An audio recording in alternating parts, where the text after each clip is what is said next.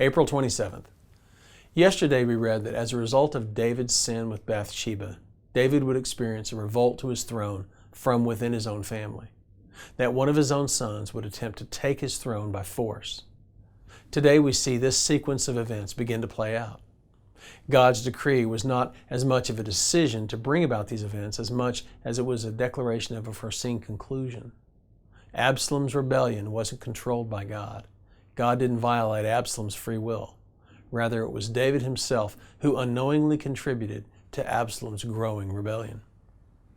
David's failure to address Nabal's sin of raping Tamar was in itself a violation, a perversion of justice, and it resulted in two detrimental results.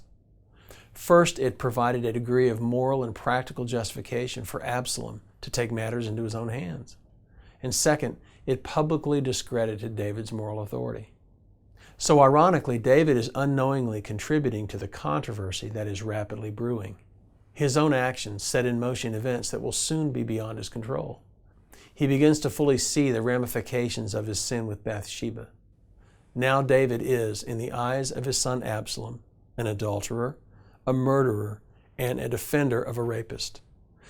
David's sin with Bathsheba has cost him his son's heart, and Absalom begins to listen to those voices, asking whether David is fit to remain king.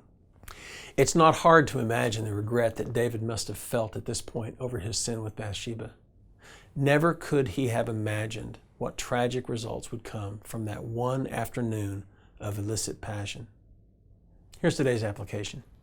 A wise teacher once said, "My sin took me farther than I was willing to go and cost me more than I was willing to pay." Surely David, in 2 Samuel 13 and 14, would agree with this statement. It's quite powerful. My sin took me farther than I was willing to go and cost me more than I was willing to pay. Remember this truth the next time you are tempted to compromise your integrity. Now here's today's prayer.